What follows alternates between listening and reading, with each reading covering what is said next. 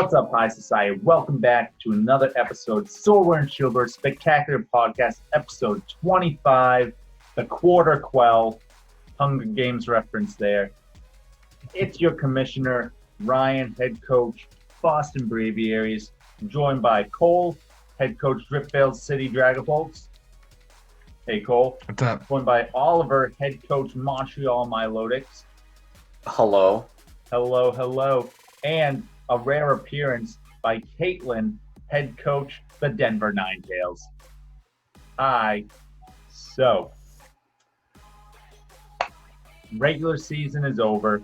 Still waiting on one result, actually, but it's not going to affect anything like going forward for the playoffs. All the playoff teams were set, and all the seeding now has been set from those teams. So we'll kind of go over that. We're going to give our final end of season tier list. We'll all discuss kind of like what teams we think, did the best. And I think that'll be interesting to look back on the old one, see what teams kind of overperformed, underperformed, etc. from initial draft expectations. And then we'll look at the season 3 MVP candidates, which we'll have a link below for everyone in the public to vote for. So, and let's just say that all the teams on here have an MVP. So I'm going to give everybody a chance to kind of, plug their case to the public here, try and get that sweet season MVP prize, which will not only include the shiny version of that Pokemon, as long as the shiny version is available, or we're going to add something a little extra to that. Still working on it, but there will be a little extra prize thrown in there. So, again, guys, week 8 is done. Regular season is done. I figure we can just talk about our week 8 games, kind of give everybody an idea about it. Cole, did you want to start? Your Rillaboom really took charge this game, but why don't you just give us a quick synopsis of everything? So we went up against PSG. Went pretty good. I mean, like you said, the playoff spots were already locked in, so didn't really matter that much. It's funny because my Heracross has yet to touch the field because it hasn't been needed. Hasn't been needed. I know that feeling. I mean, hey, not that I'm complaining, considering. Yeah, win's a win, but right. Yeah. So, how do you feel now that you played a full season with Gmax Rillaboom? Obviously, the powerhouse of your team. Oh yeah. Sure. Do you just feel like they're like? I know we broke the Gmaxes into tiers, plus and minus, etc. But do you feel like Rillaboom is even like a tier above that? I don't know. I mean, I was happy where it was. Honestly, since the whole generation started, it's been like my favorite one, and it being like the whole backbone of my team has kind of made me like it even more. Yeah, for sure. It's always crazy when the Gmaxes can just kind of steamroll. They really get you in, especially in singles. It happens a lot more. Yeah, considering last week, it was the whole reason I won. Yeah. It was my saving grace at the end. Yeah, but everybody has their Gmax, so it's just how you play it, right? So yeah, you got to make sure if you have something that can do big damage or take a hit or two from the Gmax, that you kind of save that, don't throw it away. Yep. Early, but yeah, especially once you throw an assault vest on it. Yeah, for sure. Then you're looking more even bulkier. But yeah, very cool. So yeah, you were able to defeat PSG. Relatively close game, but again, your Rillaboom kind of mopped up at the end there. Yep. And he didn't really get to use his Gigantamax because your Rillaboom was just so powerful into him. So Oliver, you had a interesting game as well this week. You also had another one of your star Pokemon really pick off, which I want to talk about later on this podcast. But Urshifu Rapid Strike has really turned your whole season around. But why don't you just tell me about this week 8 game that you had? Oh, sure. So I think I got really lucky with the leads.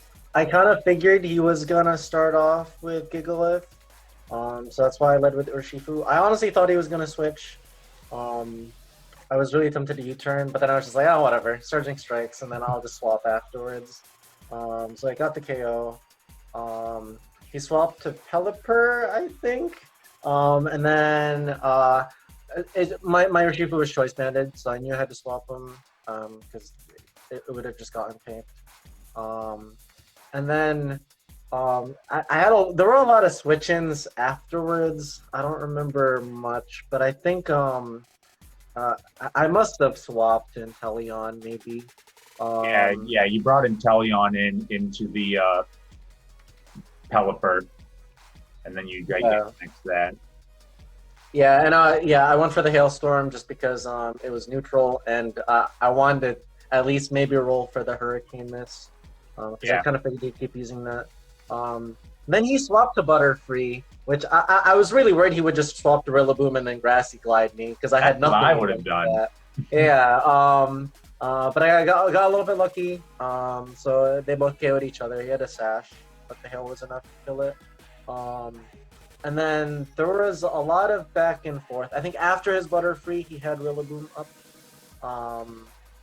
Or something. I know it just happened this morning, but there was it was a great game. You should watch it. And we'll have it pop up here. Definitely click. But there was the point that I remember the most was the one at the end where it was down to like physical. Oh, I had my Dot, my Orbeetle, my Orbeetle, which is shiny. Its name is a reference to A Bug's Life, that character Dot. Oh yeah. Anyway, I got a Reflect up, and the Reflect did a lot of work. Because he only had 3 Pokemon left at that point. They were all physical. And then I could pretty much tank everything his Rillaboom had with his own Rillaboom, because I dittoed it. And I think I made some. Not really, like, I thought it was smart, but in hindsight, like, they didn't really have a choice. Like, they couldn't really keep pressing Grassy Glide. They had to go Grassy Glide U-turn. And since they only had Snorlax when it was down to 2, I knew I could just swap to Urshifu because he wasn't going to Grassy Glide. And I was setting myself up to, like, okay, I can take care of his G-Max with my Urshifu. And then I think... I watched your thing too. You made a good point that he could have had Psychic Fang, and he could have Max Mindstorm me. Yeah, I felt like one game earlier he had the Zen Headbutt on his Snorlax, but he must have dropped it later on in the season. I don't know. You never know what sort of coverage it might have. Yeah, but I know when I faced him, he had Psychic on it, which was really weird. Sure. Yeah. That would have been good for me, I think. But I'm glad he didn't have it. The weakness policy I didn't expect, to be honest. That scared me a little, but I was just like, everything outspeeds everything. Yeah, and you had the Reflect up, and Urshifu is decently bulky on the physical side. So, unless you're being hit by super effective, it's not gonna kill you. So. Yeah, but I think Orbeetle and Ditto did a good amount of work, because I know Urshifu was there for the hits. But I think the setups were important, and the fact that I kind of pinned them to the corner meant, like, they pretty much had to U-turn, and so I had the perfect setup there. And then I know, like, I guessed a little bit with the switch-ins, but I don't know. I felt like I guess they could have mind gamed me and then pressed Grassy Glide anyway. Predicted to predict. But it was pretty much like if they just kept doing what they were doing, it wouldn't have mattered too much. Because like they were pinned to a corner. Rillaboom basically walled his. Yeah. Like you were doing so much damage with your own U-turn, and you were faster, obviously, with the Toy Scarf. So you kind of had the perfect switch into him. So a good game overall, and that secured your spot as the 3 seed. So very good going to the playoffs. So moving on to the number 2 seed for our playoffs, we got Denver Ninetales. So Katie, you went up against the 0-7 Sin City Squirrels, the sole winless team. And not only that, but their regular coach could not make it because he got like a new switch and lost all of his data for his game, so he couldn't play. So we had to have someone who has never played Pokemon before. Our friend Justin, PokeCard Collect, not that he's never played, but not in this setting. And just tell me what happened in this game. First of all, I think someone was giving him some good tips in the middle of the game. But that game came extremely close. It was awesome. If people haven't watched it, like by the end of the game, you were all yelling at the screen trying to figure out what's going to happen. But it was a really fun game, and Justin played really, really well. Yeah, convince him to be on the season next season. Yeah, he's going to be joining us for the minor league division. Spoilers, we're going to be expanding to a minor league division, kind of, to help with some of the teams that are more beginners or could use some seasoning, because I think we did see somewhat of a skill gap this season for some of the teams. So I know some of the lower ranked teams are excited to try that out, and it'll also be a fun format. We're going to do non-fully evolved Pokemon, so I think that'll add like a fun little twist. Like, oh, these Pokemon are in the minors because they're not fully evolved, they're not to their full potential, but some of them are still pretty good. And in the doubles format, I think the coaches will have a lot of fun, and hopefully they'll learn a lot and be able to play against people their own skill set. But yeah, super close game. Definitely check that out. It was really fun. In my defense, too, his team is tricky for my team, so it's hard. Yeah, he had a good matchup against you. If he had made a couple different decisions, definitely could have gone the other way. But I think Justin will be a great addition to the 5S family going forward next season for sure. So I'll wrap it up here with my week 8. So I went up against the Slateport City Stabilize, and I had one goal, which was to try and get as many KOs with Zeraora as I could. Unfortunately, I kind of failed with that because I got either she had a lot of bulk on her Delmise, or I just got a bad roll. Because Delmise, even with significant HP investment, Thunderbolt should do, Life Orb Thunderbolt should do like 27 to 32%. And I'm pretty sure she was at like about a quarter or so health. So, and she like just barely hung on with that. So she either had some special defense bulk, or I got like a really low roll or something. But so Zeraora didn't get to do what I wanted him to do, but we still picked up the dub. Frostlash just came in right after and picked up the last few KOs. So pretty good. As Cole kind of said about his Heracross, I feel like I didn't bring Zeraora to several of my games. Like, I brought him, but I like didn't need to like send him out. So, that's just kind of like the pride in me, like wanting him to kind of be at the top. And I tried to force it that last game, and coach's hubris, I guess. But anyway, so with that said, let's take a look at the current standings here. Take a look at our playoff picture.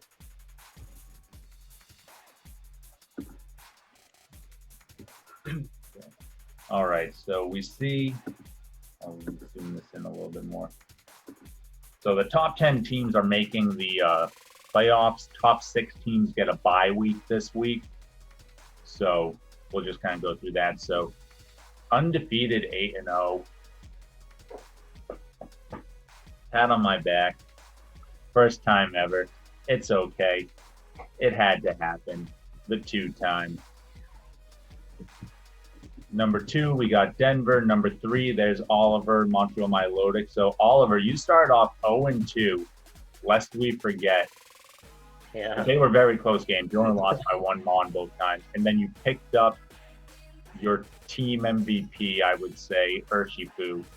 And since then, you went 6-0 with a plus 24. So averaging 4 Pokemon for every win remaining. How do you feel going into the playoffs here after such a torrid,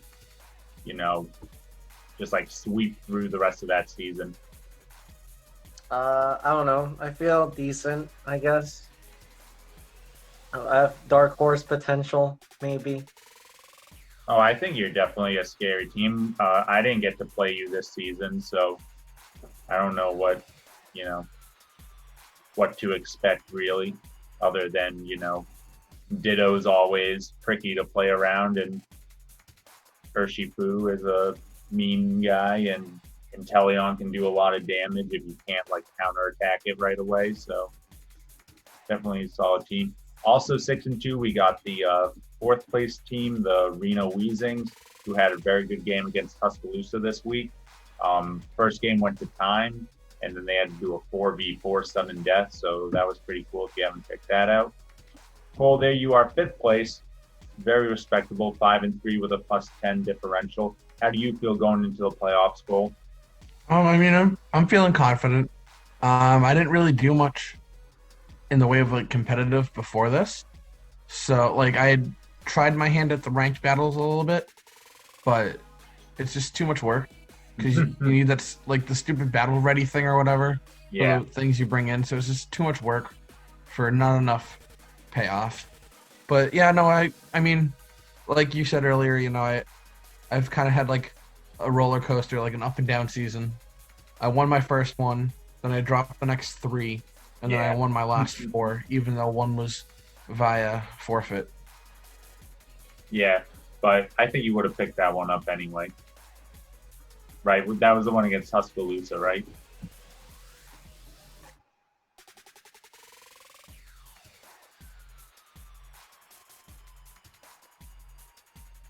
There we go. Okay, You guys like all I was froze gonna there say, for a did y'all second for freeze me. or something? Yeah, Oh, okay. I was very confused. Yeah, so was I. I was like, oh no, they're all frozen. Yeah, so okay, so going on, the last team with a bye week is going to be PSG, also 5-3 with 5 points.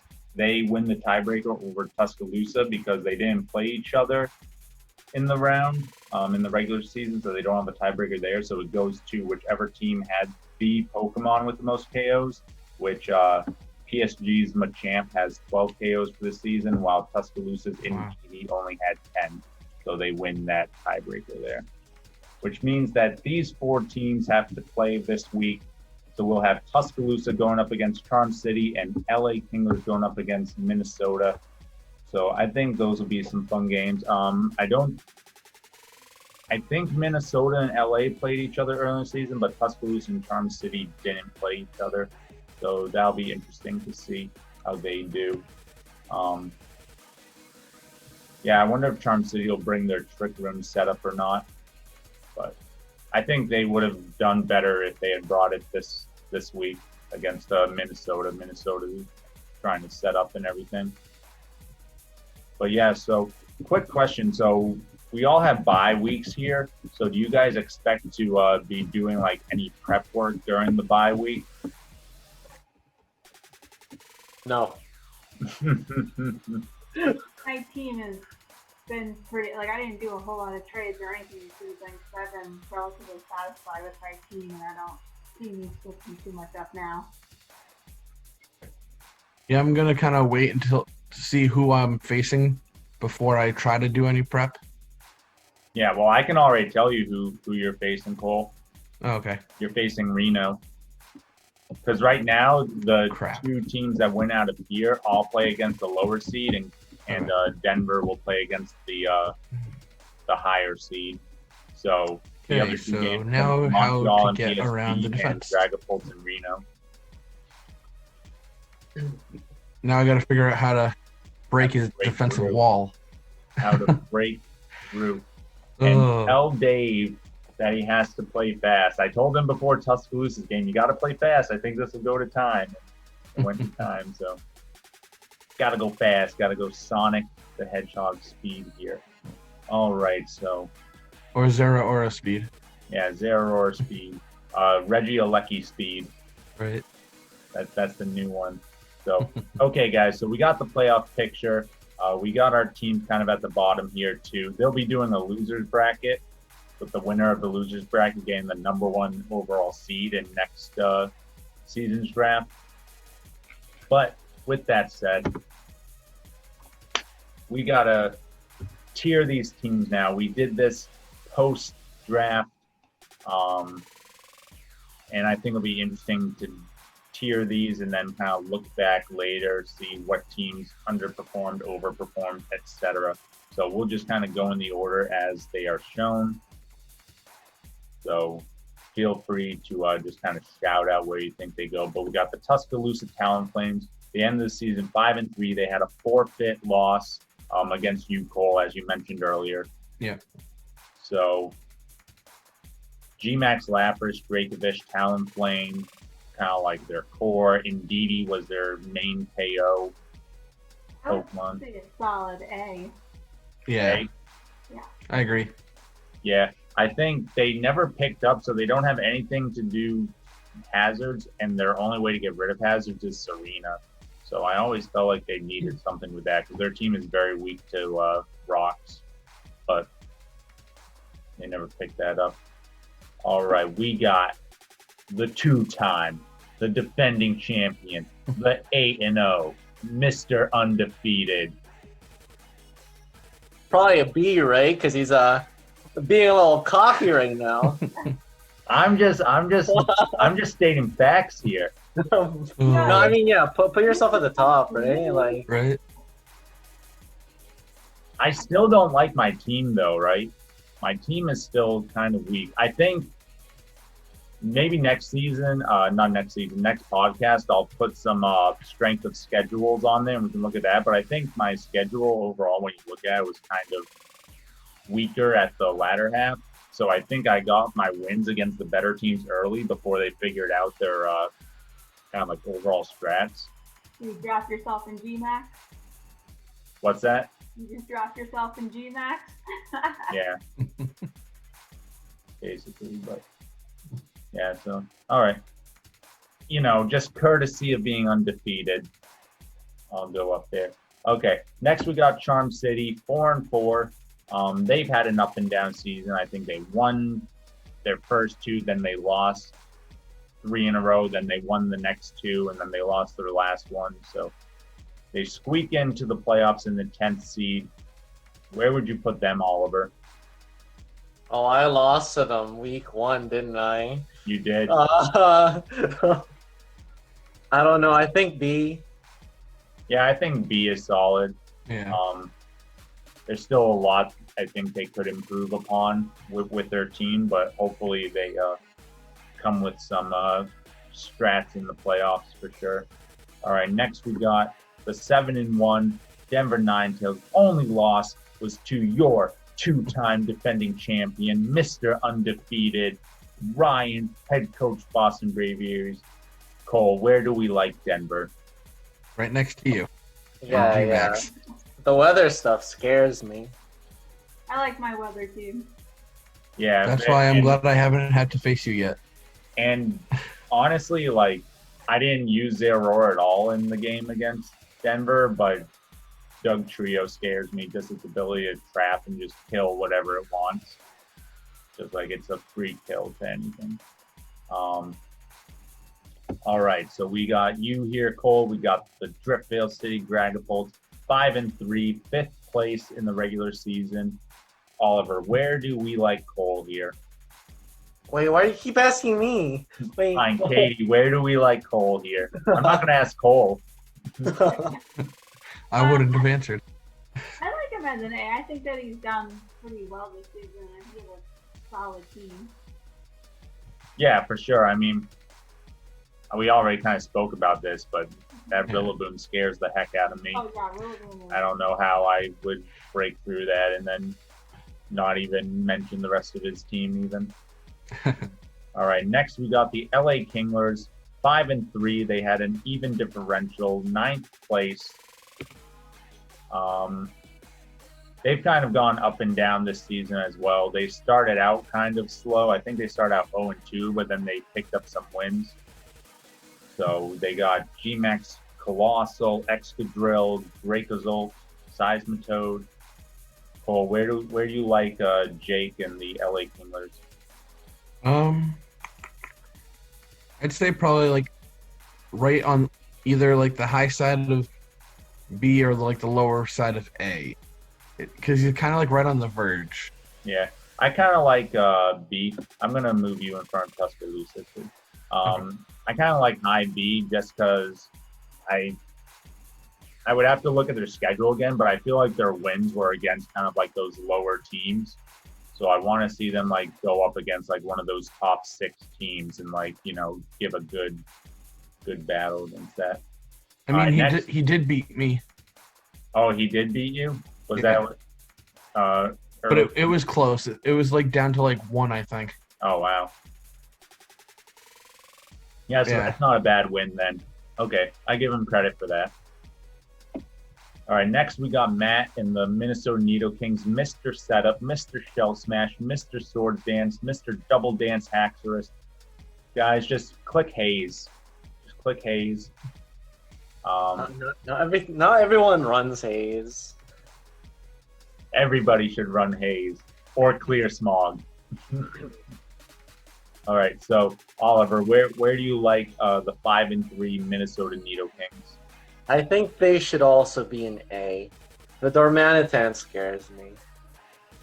Yeah, the Dormanitan is always scary, but it's like I don't know, right? It's predictable, right? Sure. And I guess so is this Shell Smash, but the problem is that if you don't kill it that turn, yeah. which never seems to happen. Nope. Although I said in my video between Charm City and Minnesota, if Charm City had clicked Earthquake instead of Body Press, he would have O-code the Blastoise. Well, not O-code, but 2-hit KO'd and stopped the Shell Smash. But, that's just learning, like, damage calcs versus, like, factoring in stab and everything. Like, even though Mudsdale's defense is higher than its attack, when you factor in stab, it's going to be stronger there. All right, Oliver, here we are. Montreal Milotics, 6-2, a really high +22 differential, second in the whole league, despite the 2 losses. So, Katie, where do you like Montreal? S tier? Yeah, I wouldn't even like argue if somebody said G-Max here because I'm afraid of that team. I would agree with putting in G-Max as well. No. You've already said Too late. It has already been placed. Yep. It's like chess. When you take your hand off the piece, it's done. All right. Next, we got PSG. Another one of our 5-3 teams. They get the bye week being in 6th place. They never brought anything other than the same 6 Pokemon all season. So is that like a ploy to lull people into Oh my God. like They have like a secret Flareon strat this whole time. Yeah. Hey, I told him if he had brought Steelix game 1 against me, I wouldn't have swept him. I probably would have lost. I had nothing to beat that Steelix at the time. So, but he didn't bring that against me, and he paid the ultimate price. So, I think he's probably an A tier. Yeah. I'm gonna put him below Minnesota though, just because Minnesota's ability to set up scares me more than Paris's base team. Like, if you let that Shell Smash get off without like significant damage in the exchange, then you're just in bad trouble against Blastoise there. All right, next we got the mightiest of side-ups. Oh, G-Max. Yeah, totally G-Max. Actually, he's above G-Max, so what's the tier above there? Just put him up there. It's fine. Oh, shit. God mode. So, sorry, Ali. Ali is going to be our representative in the minors next season. He's got to get some seasoning on that duck. That's all I gotta say. All right, next we got another 6-2 team, the Reno Weezings, the Wall, defend the Wall. So, I think they're S. I don't know. The walls scare me. Oh yeah. yeah, for sure. just the way that Pukamuku dismantled Minnesota that one game was That quite a sight. battle gave me a newfound respect for that stupid sea cucumber. That stupid sponge. But yeah, pretty scary. Unfortunately, due to the restraints of Wi-Fi battles and the timer and everything, it is kind of like you can't play a complete stall game, right? You have to have something to take it out. So that is like the one chink in the armor. But he's been making it work all season. So see how it goes into the playoffs against some of the top echelon of teams. All right, next we got the Seattle Shiny Sylveons. Another one along with PSG who never changed any of their 6 Pokemon. But unlike PSG, they did not get a lot of wins. They ended up 1-7. They won their first game of the season and then dropped everyone after that. So, Katie, where do we like poor Ian and the Sylveons? Probably a C, honestly. Yeah. Above Psyduck. No. Okay, respect. But at least their win was legit. All right. So we got Sin City. 0-8. Our poor Squirtles. One of the best logos in all of the society, but the worst team. What a shame. Next, we got the Slateport City Sableyes. 1-7, but I feel like they came around a bit towards the end there. Kind of like found some more of what their team wanted to do. Cole, where do we like Slateport? I'd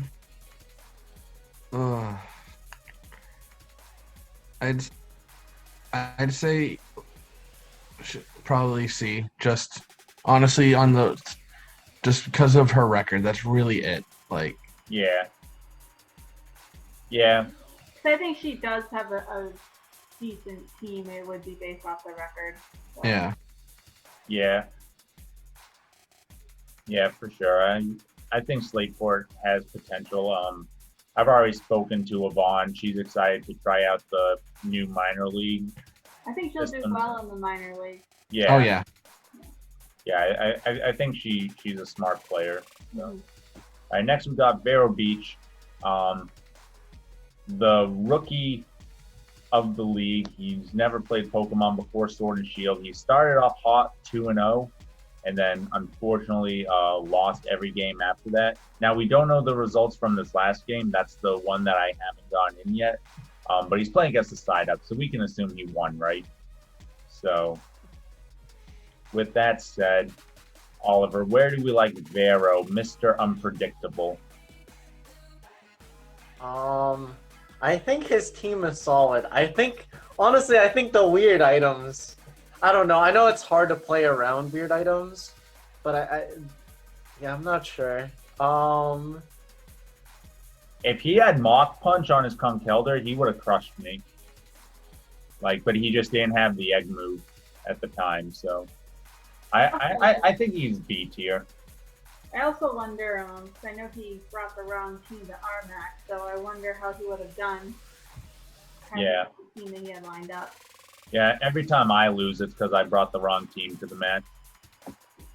No, shut up.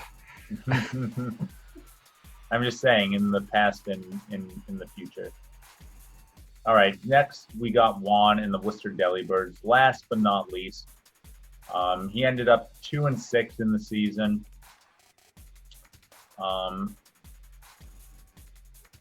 Oliver, you just played against him, so what do you think? Where would he sit for you? Sorry, what was their record?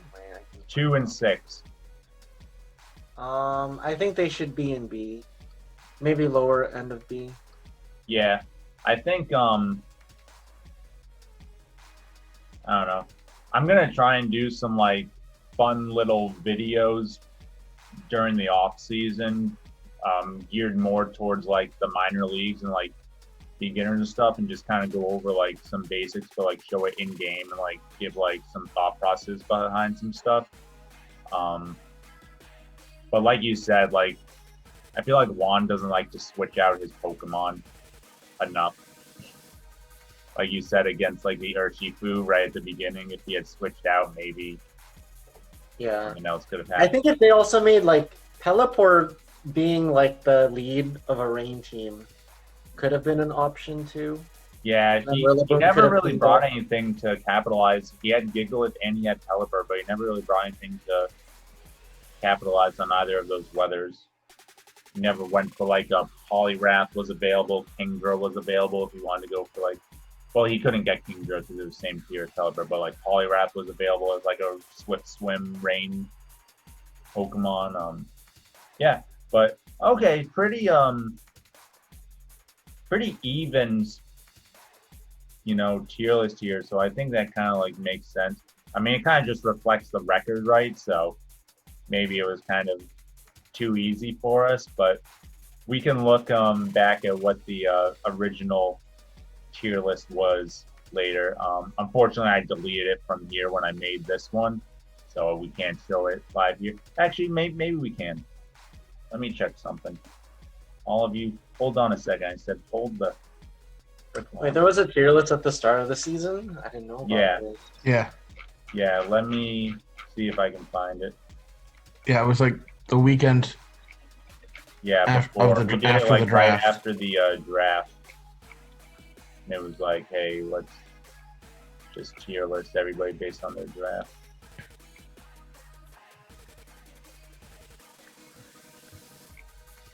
Yeah, like when I faced Juan a couple weeks ago, I was able to kind of prepare for his team, and then I had my Volcarona. Like all four of its moves were able to cover whatever he swapped out for like his sixth. Oh yeah. Your Volcarona's also been doing pretty well. Yeah. Sorry, I'm just seeing because I know I posted it on the Discord. I just gotta find where the heck it was.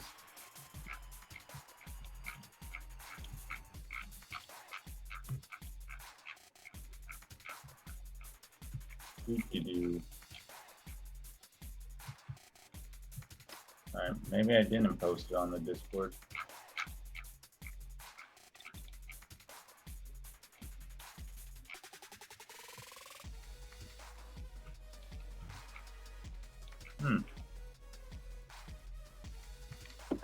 That is strange.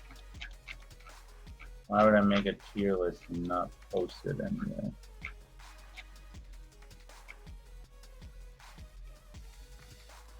That's a bad one. Oh well. I'll find it eventually and we can check it out. But anyway, let's move on. It's on Oh, did you find it? podcast episode 16. Yeah. It's on episode 16, but I mean, I guess I could try to get to it. Let's see.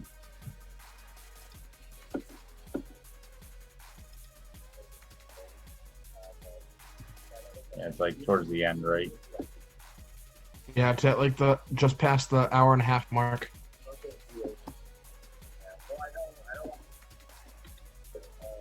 Okay. Let me see. Yeah, it's at like an hour 33 that you finished up the list. All right, so we saw what we had before. So this is the other one. Can this thing go away? All right, so sorry for the quality because it's kind of like expanded here. But we had Denver as G-Max, which is stayed at. We had Charm City as G-Max. They dropped down to B tier, so they fell quite a bit. Tuscaloosa was at S, so they only went down to A. Paris was at S, they went down to A, so not too bad. We had Boston at A, so they moved up. Dragapults were at A, so you stayed there, Cole. LA was at A, so they kind of like moved down a little bit, but we stayed 50-50. Minnesota stayed at A. Montreal moved up to S. Side ups, we weren't thinking straight with this one, boys. They went down to C. Volcarona was where we thought they'd be. Reno did a nice jump from B to S. And Seattle and Slateport, we both had them as B, but they went down to C. Sin City was where they deserved to be, and Worcester moved up slightly to B tier there. But they never really made any changes all season, so. You had actually put just after that, if you scroll through, you had actually just moved Worcester up to A. Oh, did I? Yeah. See? So Yep. that he actually fell. Yeah, so he actually fell. So, interesting. Yeah, because I think I like that he had, like, Rillaboom and everything. Yeah. It was very good, so. This was more of, like, a parabola, you know? Like, a bell curve, while the one we have is... I mean, it's still kind of a bell curve, but not so It's middle more heavy. even than that one was. Yeah, for sure. Like this was like, oh, all these, but that's how it works after the draft, right? You expect the teams to be relatively even after the draft, and then figure it out from there. It's kind of weird because I thought Matt was just on this because, like, if you look at the bottom, Yeah. I was like, wait, when did he just join? But yeah, so very cool. Yeah, so with that, one more quick thing that we got. We got the Season 3 MVP voting. So we got 5 MVPs for 5S. Look at that.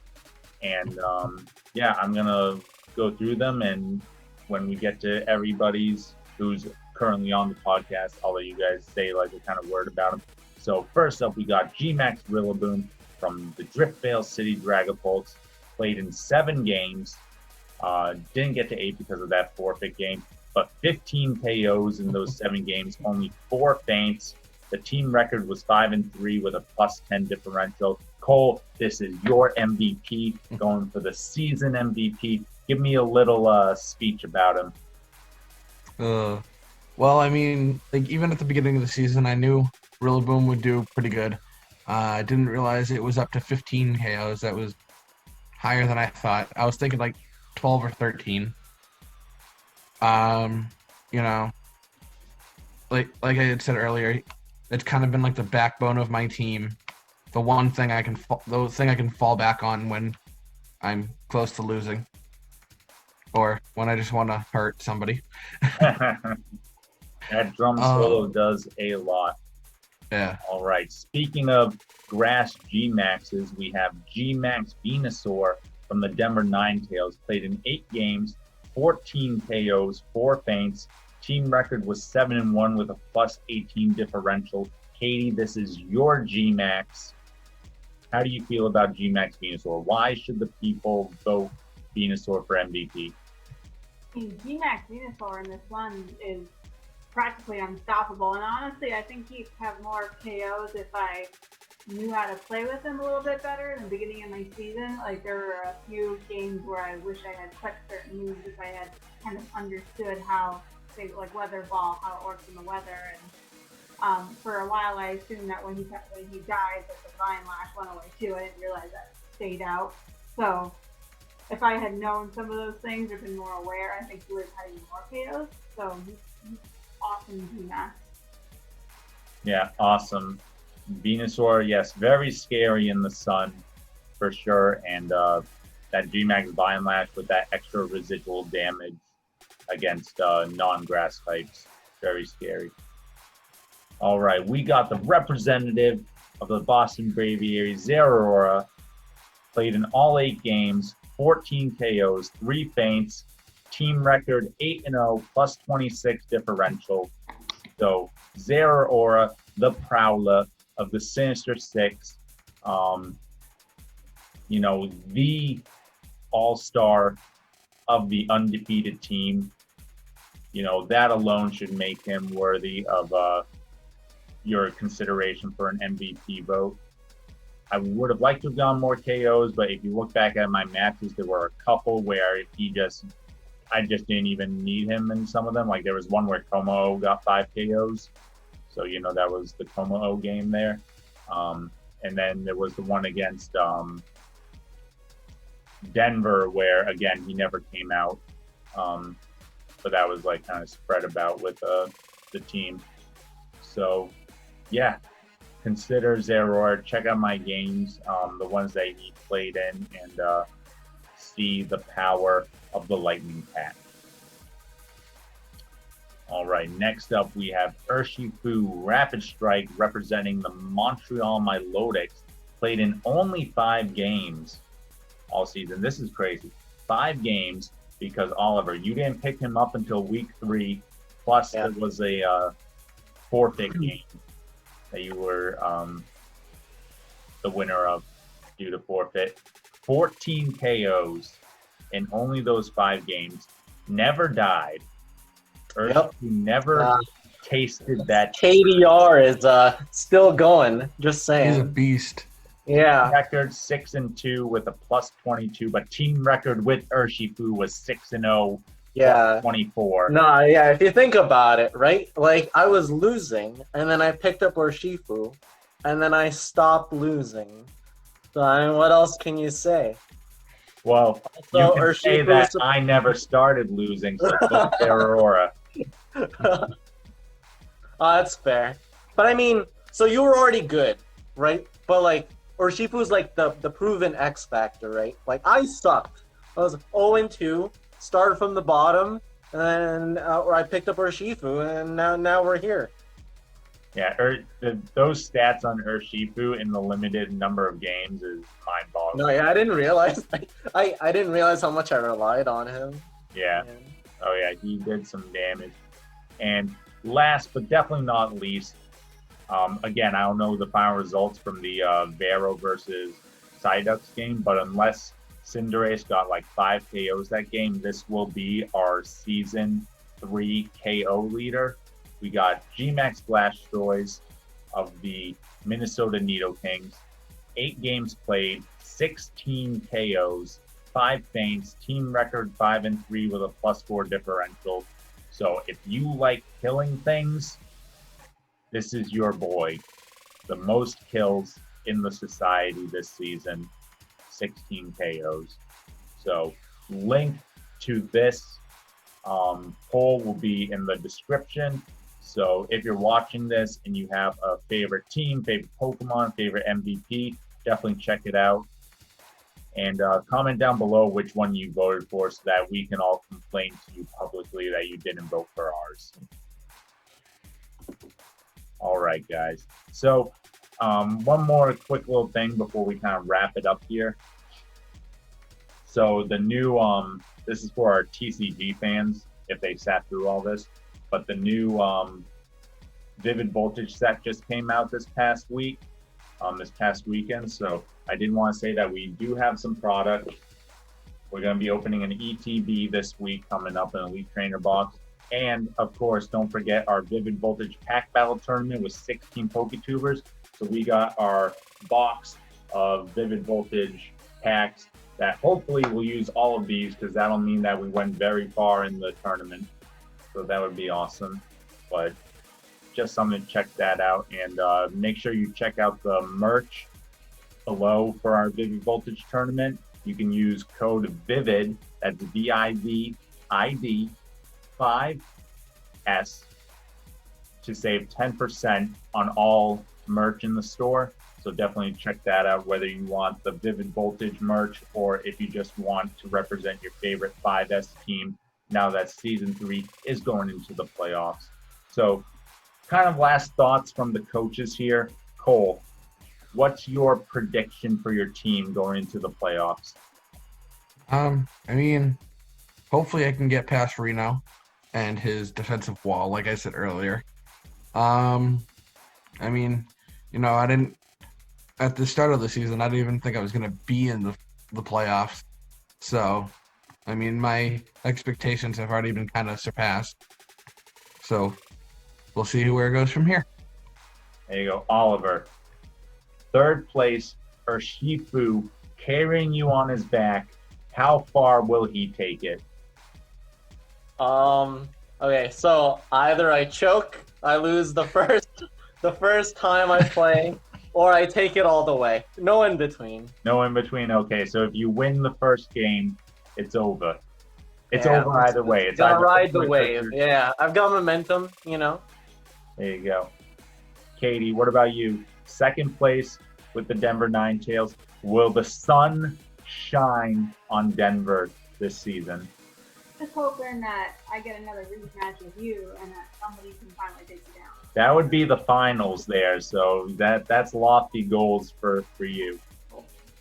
And Or you lofty could goals just for choke me. and not even make it to the finals. Mm-hmm. I hope I lose the first game. Are you kidding me? Don't make me Too much pressure. If I'm the 3-time champion, I think people are just gonna stop playing. Questioning the league. Were you undefeated last season too? No, I was 5-3.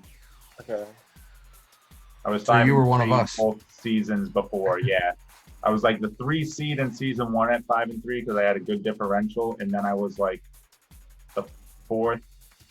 No, I think. Yeah, I was the 3rd or 4th seed last season too. But yeah, I was 5-3, so it wasn't anything spectacular. Not like this season. But anyway. So thank you guys for watching. As always, stay classy, society. From all us coaches at 5S, hope you all enjoy the playoffs, and comment below which team in the playoffs you're rooting to become the champion, and then tell me why it's your Boston Braviaries. Ugh.